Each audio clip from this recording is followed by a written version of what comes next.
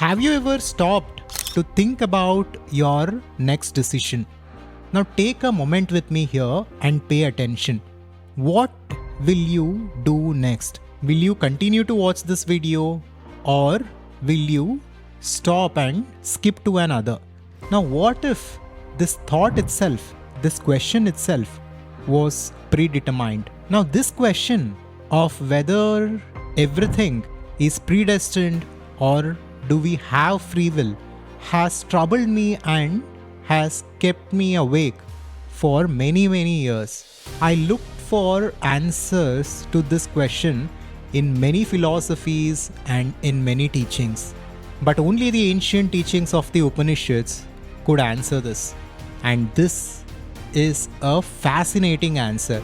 If you watch this video fully, then your question of whether everything is predestined or whether you have free will be answered forever. Part 1. Understanding free will through different lenses. Now, our mind seeks clarity. Our mind wants answers in a clear yes or no, even when it is not possible to provide such an answer. This is the nature of the mind. Our mind itself is limited, but it seeks the answers that are infinite. And here we get stuck. Our mind struggles with dichotomies. Our mind struggles to hold two contradictory truths together. This is simply the limitation of the mind. And it is very important for us to understand this here. Let me share something interesting. Throughout history, this question has been asked for thousands of times, and the answer itself has been evolving. The ancient Vedas spoke about karma, the law of cause and effect, and also they talked about the divine will. And now the modern quantum physics is talking about probability and the observer effects. In my exploration, I found three primary perspectives that people tend to adopt. First, there is determinism, that everything is predetermined, like a cosmic movie playing out. Then we have absolute free will. We are authors of our destiny. And finally, there is compatibilism, a middle path suggesting both can exist. Now let's come to the second part, which is the paradox of choice in a predetermined universe.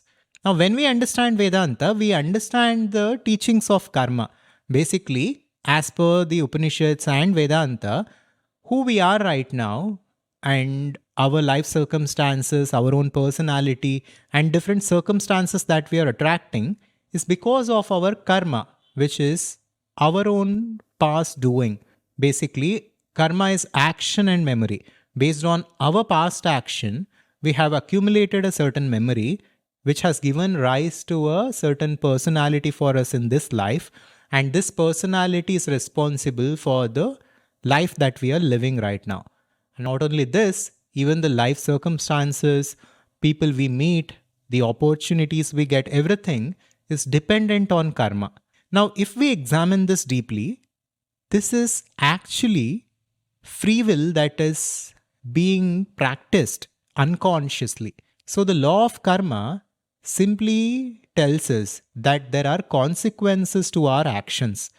But when we practice this unconsciously, we give up the power of our free will to the law of karma and we simply become a pawn in this game of life. There is a concept of Kriya Mana Karma which talks about how our actions in this life can yield results in this life itself. Now let's take an example of a businessman who is trying to create a successful business. Now let's say as per his prarabdha karma and because of his past karma, there is no opportunity for him to create a successful business. Even then, through his effort, through his conscious action and through his will, he can change his circumstances. He can create a successful business by being persistent. This is Kriya Mana Karma. Now, this clearly tells us that there is free will. In this manifested universe, there is free will and we are free to create the life that we truly want to live. Now, of course, astrology and the prarabdha karma and different actions that we ourselves have done in the past have influence on us. They have created a certain momentum for our life. Based on this, we have got the body that we've got the parents that we've got, and certain life circumstances. But this doesn't mean every aspect of our life is fixed. We are in control if we wish to be in control. We can mold our life through conscious creation if we become conscious. If we are unconscious, however, we are giving up our free will to the law of karma, and whatever happens will happen. Now, if this was the end of the story, then it would be too simple. But here is where the story gets still more interesting. So now let's come to the next part, that is the path to liberation.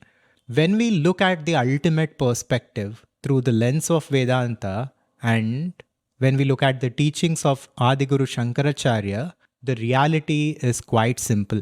It is Brahma Satyam, which means Brahman is the only reality. There is just one consciousness, there is one underlying reality, and everything and everyone is one in essence. It is the truth, and this truth can be experienced directly as per Shankaracharya and as per Vedanta. This is something that we can investigate, we can inquire, we can meditate upon and find out for ourselves. So let's assume that this is the truth.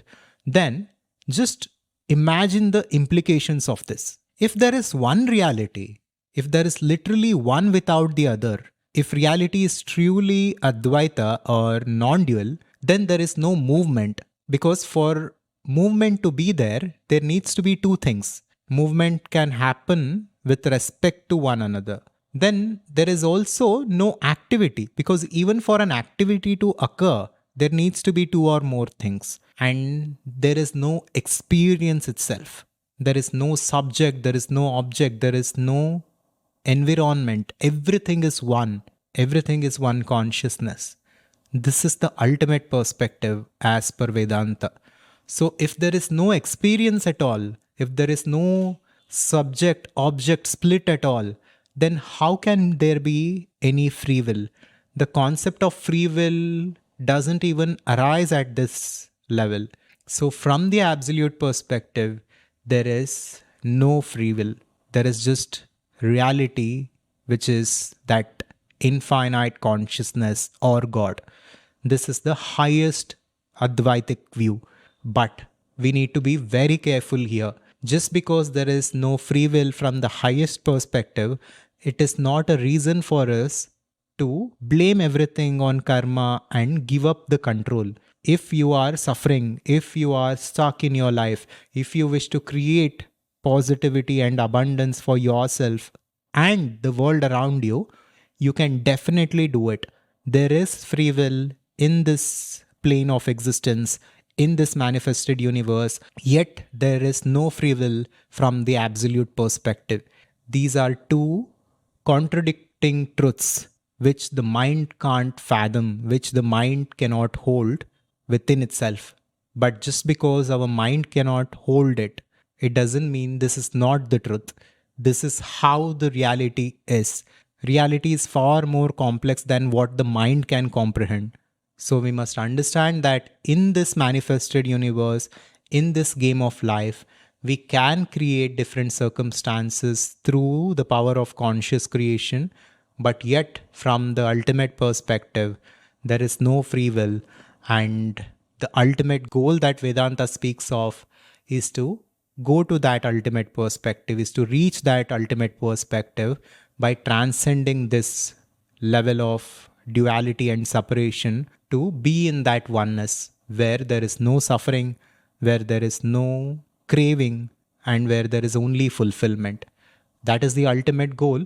But as long as we are here, as long as we are creating in this world, we need to do it consciously. Only then we can create good things for this world and we can create a prosperous society.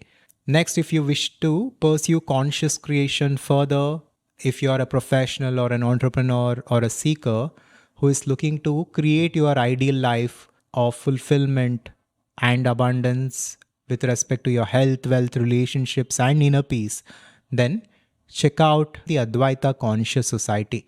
You can watch the short movie that we have made on this by going to the link in the description. And after this, you can also check out our important video that we had made on karma and different aspects of karma. It will be very relevant for you, especially to make sense of free will in greater detail. Thank you, and I will see you in the next one. Shivoham. Subscribe to Adhvaitha to wake up. Shivoham.